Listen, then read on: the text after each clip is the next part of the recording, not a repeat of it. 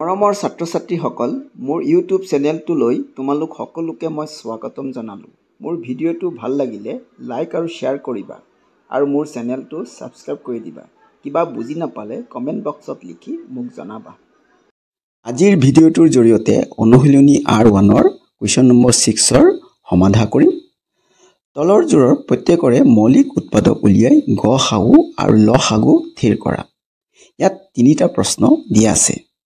প্ৰথম প্ৰশ্নটোত সংখ্যা দুটা হ'ল 321 আৰু 396।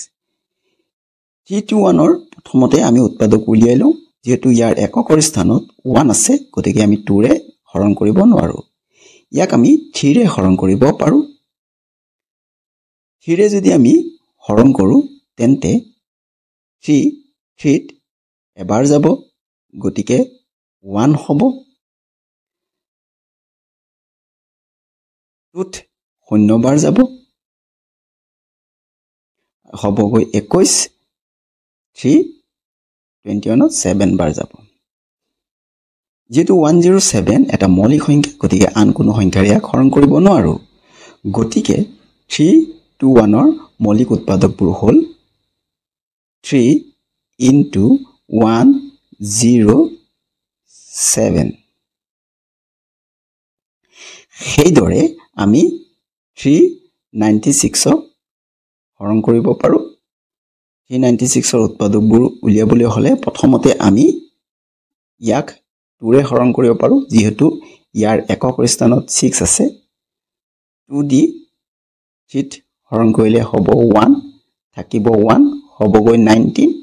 19ত 3 9 বাৰ যাব, থাকিব 1, হ'বগৈ 16, 8 বাৰ যাব। ইয়াক আমি আকৌ 2ৰে হৰণ কৰিব পাৰোঁ।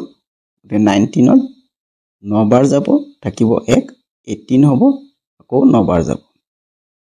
এতিয়া আমি ইয়াক 3ৰে হৰণ কৰিব পাৰোঁ। 9ত 3 বাৰ যাব, আকৌ 3 বাৰ যাব, আকৌ 3ৰে হৰণ কৰিব পাৰোঁ। এবাৰ যাব, এবাৰ যাব, অৰ্থাৎ 11 হ'ব। 11 মৌলিক সংখ্যা, গতিকে আন কোনো সংখ্যাৰে ইয়াক হৰণ কৰিব নোৱাৰোঁ।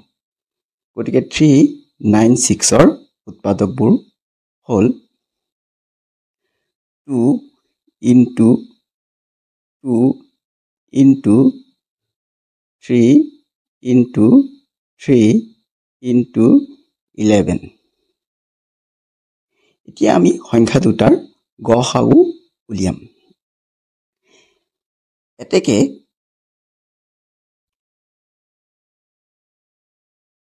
গ সা উ ইকুৱেল, ইয়াত সংখ্যা দুটাৰ সাধাৰণ উৎপাদকবোৰৰ গুণফলেই হ'ব গ সা উ। যিহেতু ইয়াত 2 লগত কোনো মিল নাই, গতিকে 2 ল'ব নোৱাৰোঁ। সেইদৰে এইটো 2 ল'ব নোৱাৰোঁ। 3 আৰু 3 যিহেতু সাধাৰণ উৎপাদক, গতিকে আমি 3 এটা ল'ব পাৰোঁ। নেক্সট 3টো ল'ব নোৱাৰোঁ, আৰু 11 107ও ল'ব নোৱাৰোঁ। গতিকে সংখ্যা দুটাৰ গ সা উ হ'ব 3। এতিয়া আমি ল সাগু উলিয়াবলৈ যাওঁ। ল সা গু ইকুৱেল, ইয়াত কি হ'ব? ইয়াত সাধাৰণ উৎপাদকটোৰ লগতে আন উৎপাদকবোৰো ল'ব লাগিব। গতিকে প্ৰথম আমি ল'ম 2। ইয়াত যিহেতু 3 আৰু 3 সাধাৰণ উৎপাদক, ইয়াৰ পৰা এটা ল'ব লাগিব। পিছৰ 3টো ল'ব লাগিব। তাৰপিছত আমি 11 ল'ম। তাৰপিছত আমি 107টোকো ল'ম।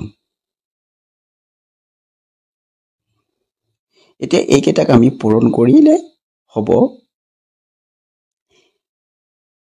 4 2 3 7 2। এয়ে হ'ল সংখ্যা দুটাৰ গ সাগু আৰু ল সাগু। এতিয়া আমি কুৱেশ্যন নম্বৰ 2 কৰিম। আমাক সংখ্যা দুটা দিয়া আছে 455 আৰু 42। প্ৰথমে আমি 455ৰ মৌলিক উৎপাদকবোৰ উলিয়াই লওঁ। যিহেতু সংখ্যাটো 2 আৰু 3 ৰে হৰণ নাযায় গতিকে আমি প্ৰথমে 5 ৰে হৰণ কৰিম 5 45ত 9 বাৰ যাব 5 5ত এবাৰ যাব এতিয়া সংখ্যাটো 7 ৰে বিভাজ্য হ'ব 7 9ত এবাৰ যাব থাকিব 2 এক লগ লাগিলে 21 হ'ব এতিয়া 7 21ত 3 বাৰ যাব এতিয়া 4 5 5ৰ মৌলিক উৎপাদকবোৰ পালো 5 7 আৰু 13 গতিকে আমি এদৰে লিখিম 5 into 7 into 13 আকৌ 42ৰ মৌলিক উৎপাদকবোৰ উলিয়াই লওঁ যেহেতু এককৰ স্থানত 2 আছে গতিকে ইয়াক আমি 2 ৰে হৰণ কৰিব পাৰো 2 4 দুবাৰ 2 2 এবাৰ এতিয়া সংখ্যাটো 3 ৰে বিভাজ্য হ'ব 3 21ত 7 বাৰ গতিকে 42ৰ উৎপাদকবোৰ হ'ল 2 into 3 into 7 এতিয়া ইয়াৰ গহাগু আমি উলিয়াও এতেকে গ হা উ ইকুৱেল ইয়াত 4 5 5 আৰু 4 ৰ সাধাৰণ উৎপাদকবোৰৰ গুণফলেই হ'ব গহাগু গতিকে আমি যদি লক্ষ্য কৰোঁ দেখা পাওঁ যে 7 আৰু 7 এই দুটা সাধাৰণ উৎপাদক অৰ্থাৎ মিল থকা উৎপাদক গতিকে আমি 7 ল'ব পাৰো আৰু এনেকুৱা মিল থকা উৎপাদক নাই গতিকে গহাগু হ'ব 7 এতিয়া আমি লহাগু লওঁ ল হা গু ইয়াত সাধাৰণ উৎপাদকটোৰ বাহিৰে বাকিবোৰ উৎপাদকবোৰ বিবেচনা কৰিব লাগিব গতিকে আমি সাধাৰণ উৎপাদকটো লমেই লগতে বাকিবোৰ উৎপাদকবোৰ আমি ল'ব লাগিব গতিকে আমি 2 মিল খোৱা নাই সেই উৎপাদকটো ল'ব লাগিব সেইদৰে আমি 3 ল'ব পাৰো সেইদৰে 5 আৰু 7 যেহেতু সাধাৰণ উৎপাদক হেতু ল'ব লাগিব 7 আৰু আহিব 13 এইকেইটা পূৰণ কৰি আমি পাওঁ 2 7 3 0 গতিকে সংখ্যা দুটাৰ লহাগু হ'ব 2730 Question number 3 দিয়া আছে 408 আৰু 170 প্ৰথমে আমি সংখ্যা দুটাৰ উৎপাদকবোৰ উলিয়াই লওঁ এককৰ স্থানত যেহেতু 8 আছে গতিকে প্ৰথম মৌলিক সংখ্যা 2 ৰে ই বিভাজ্য হ'ব 2 4 দুবাৰ শূন্যটো নামি আহিব 2 8ত 4 বাৰ এতিয়া আকৌ 2 ৰে বিভাজ্য হ'ব 2 2ত এবাৰ শূন্যটো বহি যাব আৰু 2 4ত দুবাৰ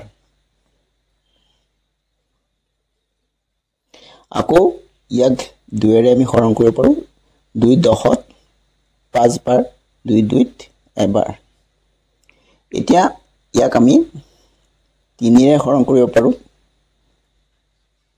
3 5ত এবাৰ থাকিব 2 এক লগ লাগি 21 হ'ব তেতিয়া 3 7 গুণ 21 গতিকে 408 ৰ উৎপাদকবোৰ আমি লিখি লওঁ 2 into 2 into 2 into 3 into 17 আকৌ 170 ৰ উৎপাদকবোৰ উলিয়াই লওঁ ই 2 ৰে বিভাজ্য হ'ব যেহেতু এককৰ স্থানত 0 আছে 2 17ত 8 বাৰ যাব থাকিব 1 হ'বগৈ 10 2 5 বাৰ যাব এতিয়া আমি ইয়াক 5 এৰে হৰণ কৰিব পাৰোঁ 5 8ত এবাৰ যাব থাকিব 3 35 5 7 গুণ 35 ইয়াত 17টো মৌলিক সেইকাৰণে ইয়াক কোনো সংখ্যাৰে বিভাজ্য আমি কৰিব নোৱাৰোঁ গতিকে 170 ৰ মৌলিক উৎপাদকবোৰ আমি লিখিলো 2 into 5 into 17 এতিয়া গহাগু হ'ব গ হা উ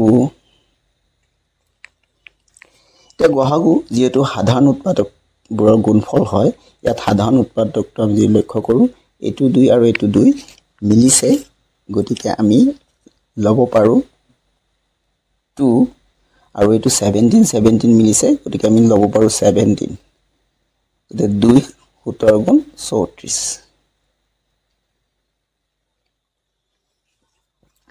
এতিয়া আমি লসাগু উলিয়াম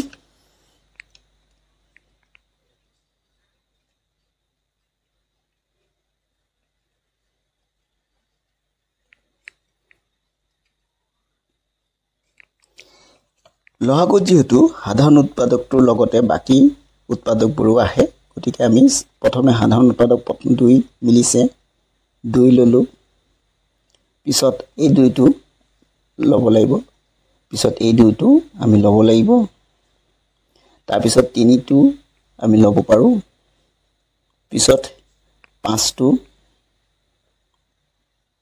পিছত 17টো মিলিছে আমি 17টো এবাৰ লব লাগিব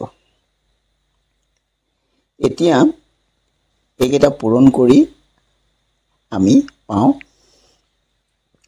2040 এই হল সংখ্যা দুটাৰ গসাগু আৰু লসাগু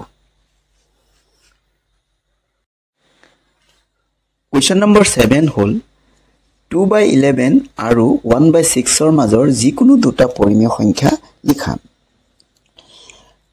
প্ৰথমে আমি সংখ্যা দুটা লিখি ললো এতিয়া 2/11 আকৌ 1/6 লিখি ললো এতিয়া আমি কি কৰিম তলৰ সংখ্যাটোৰ যেটো হৰ আছে 6 ইয়াক ওপৰত আৰু তলত এদৰে লিখি ললো ইয়াত কি হ'ব ইয়াৰ তলত যেটো হৰ আছে 11 ইয়াত আমি তলে ওপৰে লিখি ললো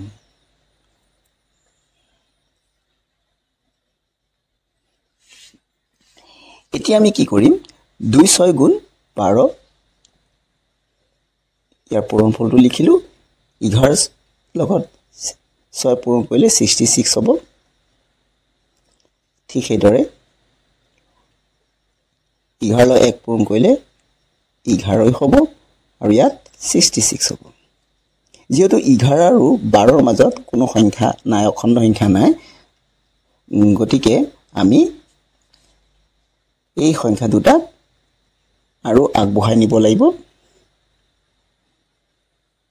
এতিয়া আমি কি কৰিম 12 তলত আছে 66 সেইদৰে ইয়াত 11 ইয়াত 66 ইহঁতৰ লগত আমি এতিয়া পূৰণ কৰিম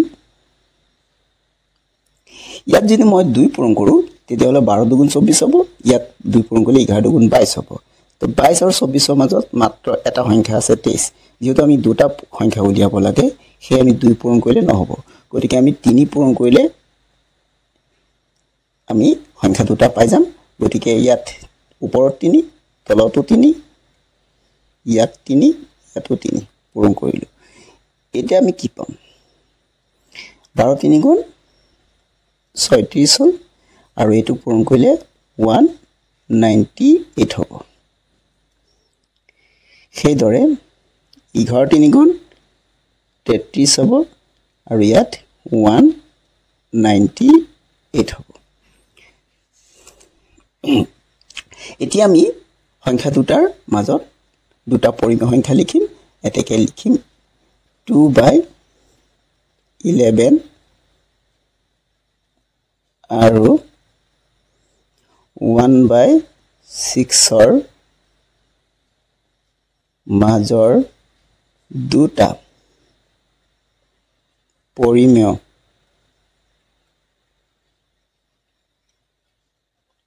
সংখ্যা হল পৰিমেয় সংখ্যা দুটা কি হ'ব সব 33 আৰু 36 মাজত দুটা সংখ্যা আছে এটা 34 এটা 35 গতিকে সংখ্যা দুটা হ'ব 34 by 198 আৰু এটা হ'ব 35 by 198 Question number 8 হল সৰল কৰা √10 into √5 প্ৰথমে আমি সৰল কৰা কামটো কৰি লওঁ √10 into √5 √10ক আমি এইদৰে ভগাই লিখিব পাৰো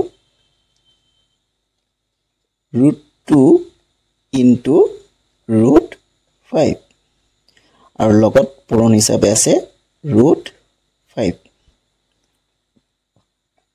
√5 আৰু √5 বৰ পৰা আহিব 5 যেহেতু